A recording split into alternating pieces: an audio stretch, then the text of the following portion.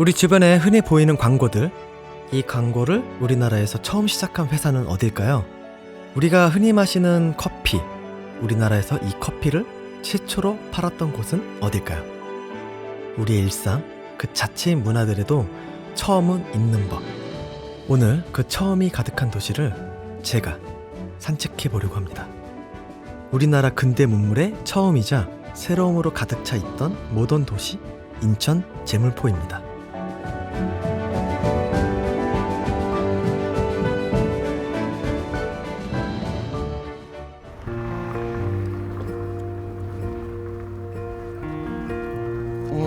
느낌이 확실히 난다.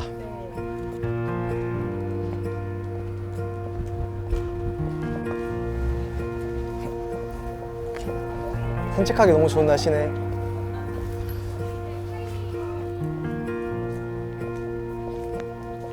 거리 분위기가 여느 길거리와는 다른 옛스러운 느낌이죠. 우리나라의 대표적인 항구 도시 인천. 그 시작은 조선시대였던 1883년 고작 인구 70명의 한적한 어촌이었던 제물포의 개항. 그러니까 외국 선박들이 들어오면서 우리나라의 근대 문물이 처음 들어오기 시작한 역사와 그 궤를 같이 하고 있다는데요. 이곳 인천항 일대에는 개항의 역사를 고스란히 안고 있는 건축물들이 남아 있습니다.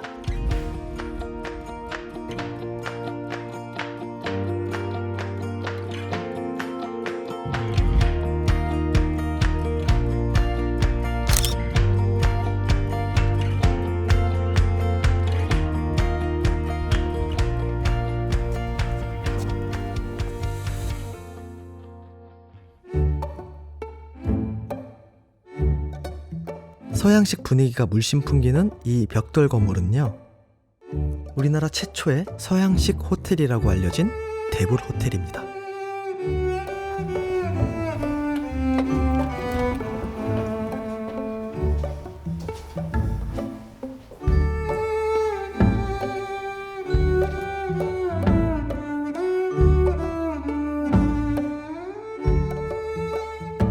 인천항을 통해 입국한 외국인들이 서울로 가기 전에 잠시 묵는 호텔이었다고 하는데요. 객실 되게 조금했네. 있을 건 다 있네. 화장실이 없네. 화장실은 공용이었나? 와, 근데 저 음악 LP 저거 멋있다. 오, 여기가 더 좋은 방이다. 와, 되게 이뻤다. 진짜 이뻤다. 확실히 저때 사람들이 전체적으로 좀 치고 작다 보니까 침대 다 작네. 서양인들을 주 고객으로 하다 보니 서양 호텔에서 제공되는 서비스들이 이루어졌다고 합니다. 대표적인 예가 바로 이 서양식 식사. 이 호텔에 묵었던 한 선교사가 이런 기록을 남겼다고 해요. 저녁 식사를 위해 테이블에 모여 앉았다.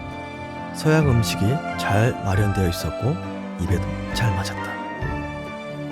서양 식문화 특성상 이 테이블에 커피가 빠질 수는 없었겠죠. 그래서 이곳 대불 호텔이 우리나라 최초로 커피를 마셨던 곳이라 추정한다고 합니다. 그 시절엔 커피를 가베차 혹은 서양에서 온 탕국이라고 해서 양탕국이라고 부르기도 했다는데요. 커피가루가 워낙 귀하다 보니 한약처럼 여러 번 끓여 마셨다고 합니다. 제가 알기로는 커피는 열에 닿는 시간이 길수록 쓴맛이 나거든요. 저는 약간 달콤하고 좀 신맛이 가득한 향의 커피를 좋아하는데 쓴맛은 쉽지 않았을 것 같아요. 인천에서 만날 수 있는 최초의 역사는 이뿐만이 아닙니다. 1899년 9월 18일 우리나라의 최초로 철도가 개통하는데요. 인천에서 서울 노량진까지 이어지는 33.8km의 철길, 바로 경인철도입니다. 이 철도가 개통되면서 도보로 12시간이나 걸리던 서울 인천 간의 거리가 1시간 30분으로 단축되었죠. 이곳 인천역 건물은 그 시절 그 모습, 그 자리에 그대로 남아 125년 세월을 지켜오고 있습니다.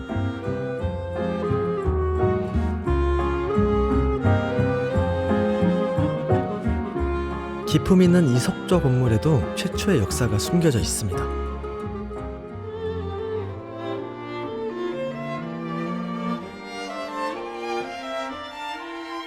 1890년 찰스 존 코프 주교, 우리나라 이름으로 고요한이란 신부님이 세운 내동 성공회 성당. 이곳은 성당이었을 뿐만이 아니라 인천 최초의 서양식 병원인 성누가병원으로도 운영되었다고 합니다. 병원을 맡았던 미국인 의사 랜디스 박사의 실력이 워낙 뛰어나 저 멀리 전라도에서 찾아오는 사람이 있었을 정도였다는데요. 더 놀라운 것은 이 병원이 일체 진료비를 받지 않았다고 합니다. 게다가 온돌 입원실, 가마 앰뷸런스 등을 마련해 놓고 당시 제대로 의료 혜택을 받지 못했던 정말 가난했던 조선인들을 보살폈다고 하는데요. 고요한 신부와 랜디스 박사는 이 동네에 한국 최초로 고아원을 설립하는 등 어려운 이들을 구제하기 위해서 정말 갖은 노력을 기울인 인물이라고 합니다. 서양 문물의 갑작스러운 유입과 그로 인한 혼란들이 정말 가득한 시대였겠지만, 한편 그 속에 자리하고 있었던 어느 가슴 따뜻한 풍경들이 그 시절을 또 다른 감정으로 느끼게 해주는 것 같습니다.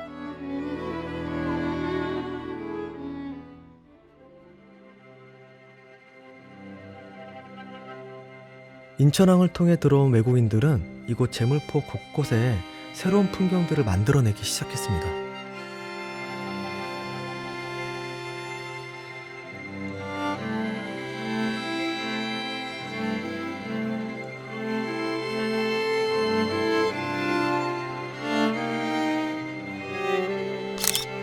보이시나요?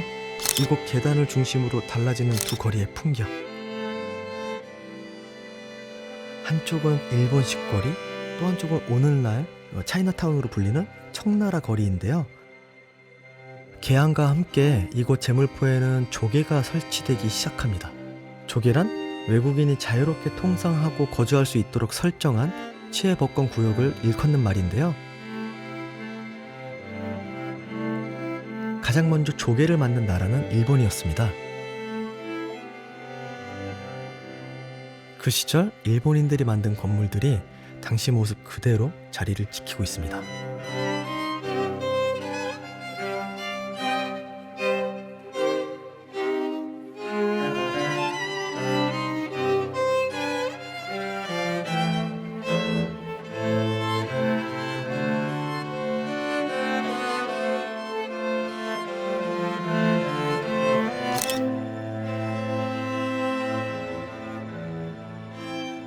당시 일본 영사관의 금고 역할을 했던 은행들을 비롯해서 이 건물은 그 당시 하역회사 사무소로 사용되었던 곳이라고 합니다.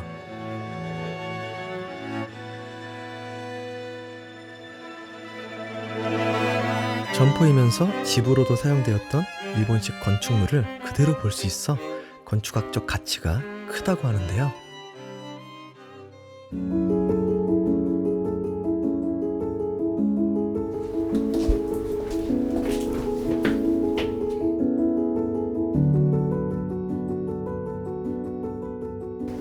네.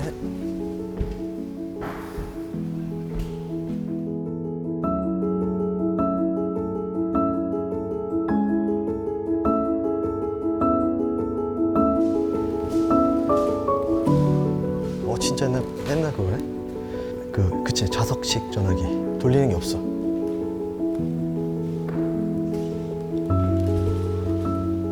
멋있다. 이거 뮤직박스야. 지금으로 따지면 오르골 같은 거죠.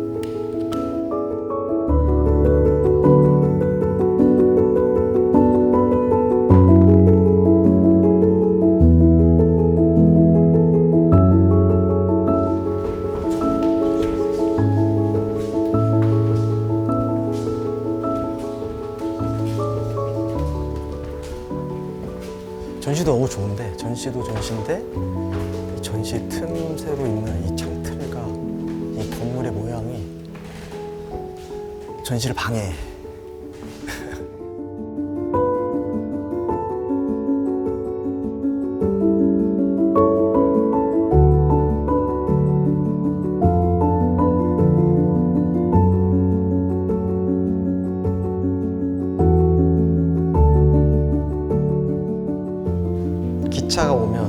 온다 안 온다 이제 이렇게 내려가고.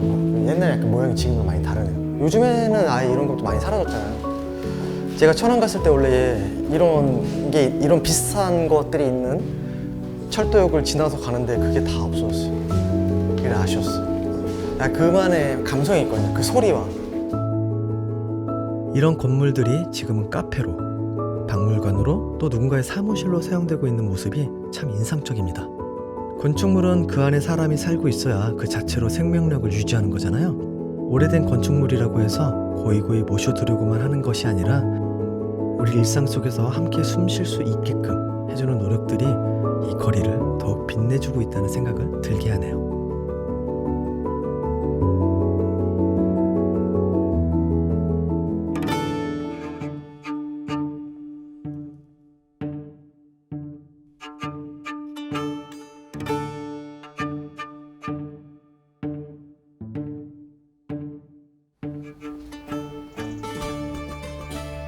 차이나타운 거리 정말 한 블록 차인데 확 달라졌고, 얼마 걷지도 않았는데 풍경이 정말 사뭇 다르죠. 당시 청나라 사람들이 이곳에 조개를 만들어 정착해 살던 것이 지금의 차이나타운으로 이어지게 된 건데요. 이곳에 우리나라 최초로 바로 그 유명한 짜장면을 탄생시킨 중국집 공화춘이 있었습니다.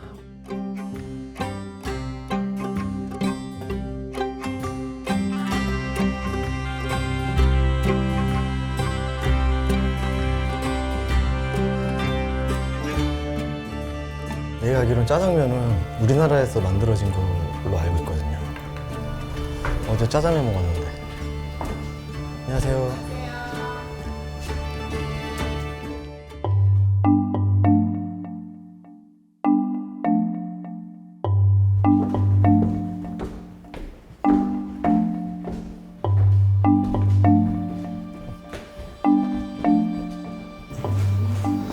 (1880년대) 당시 이곳 인천항 부두에는 중국 산둥 지방에서 넘어와 일하는 그 노동자들이 많았다고 해요.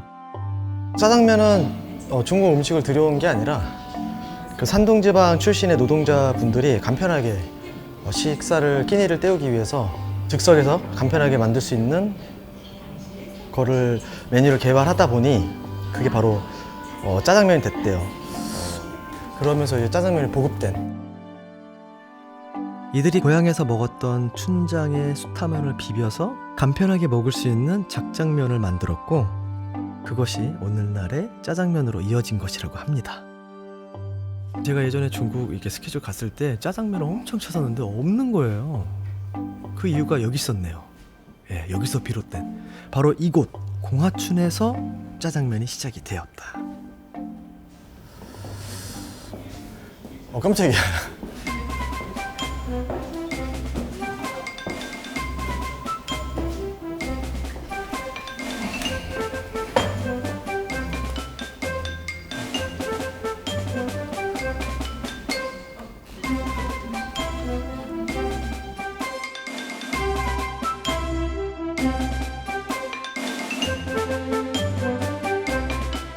그래, 옛날엔 이거였지.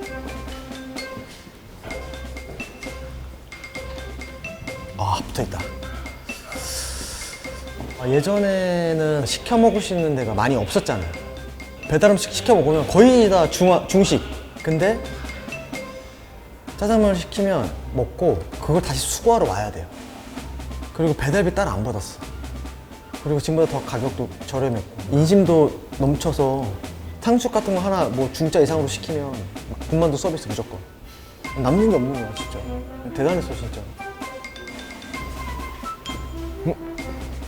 이거 봐. 이때는 짜장면이 450원. 와, 짜장밥이랑 짜장면이랑 차이가 2배가 나네. 대박. 지금 정말 많이 달라졌어요.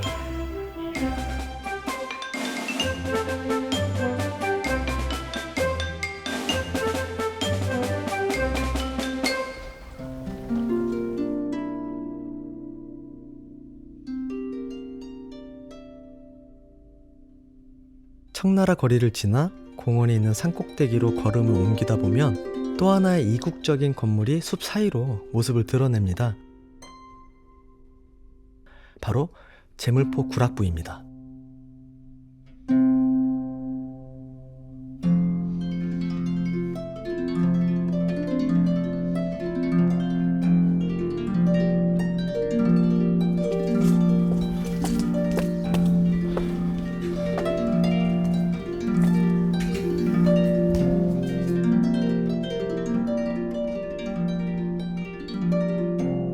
딱 보아도 분위기가 엄청 고급스럽고 파티를 열어야 될 것 같은 그런, 내가 여기 있으면 뭔가 위대한 개츠비가 된 것 같은 그런 느낌이 팍 들어요. 그쵸?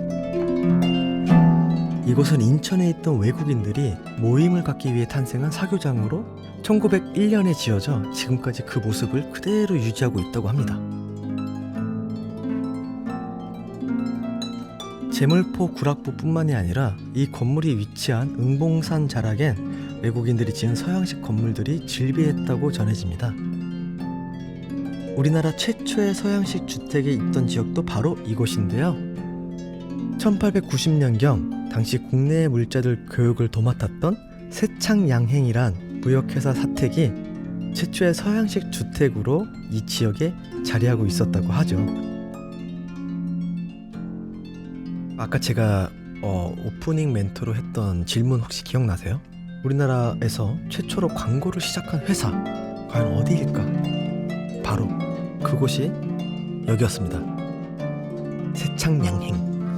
이 회사가 우리나라에서 최초로 광고를 시작한 회사이기도 하답니다.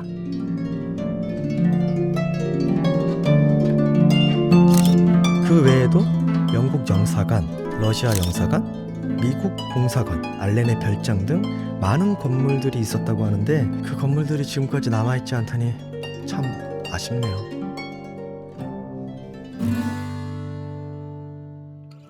사실 이 인천 제물포는 6.25 전쟁 때 인천 상륙작전으로 대부분의 건물들이 초토화돼 버린 이런 아픔도 갖고 있는 동네이기도 합니다.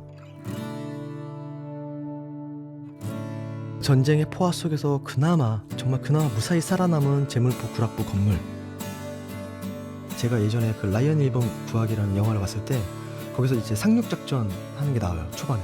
근데 진짜 그 장면이 너무나 실감나고 너무나 공포스럽고 여러 가지 생각을 들게 했던 장면으로 기억이 났는데, 제가 바라보는 이 곳 앞에서도 그런 일들이 일어났었지 않았을까라는 생각을 하면서 정말 많은 생각이 좀 들었던 것 같아요.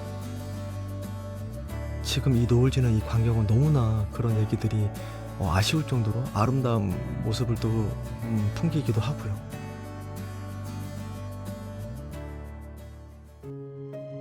자, 여러분, 오늘 함께 걸어본 인천 제물포 계양장 산책 어떠셨나요? 저는 그 어느 때의 산책보다도 좀 여러 가지 생각이 들었던 것 같아요.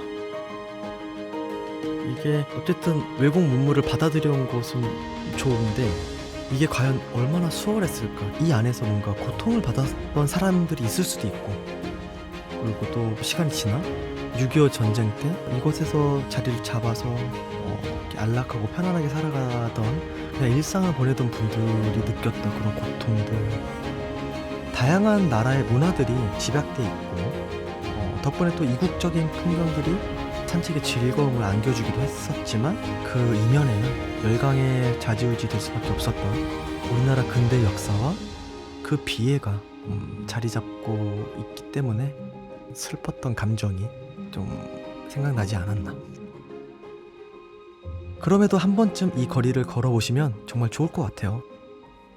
이 거리 곳곳 사람들의 일상 사이에 자연스럽게 녹아있는 그 시절의 역사와 그 속에서 느껴지는 정취는 분명히 다른 지역에서 느껴볼 수 없는 이색적인 느낌이 들 것 같습니다. 마침 또 이번 달인 10월 19일, 20일에 인천 계양장 문화유산 야행이라고 해서 한밤중에 이곳 거리를 걸어볼 수 있는 축제도 열린다고 합니다.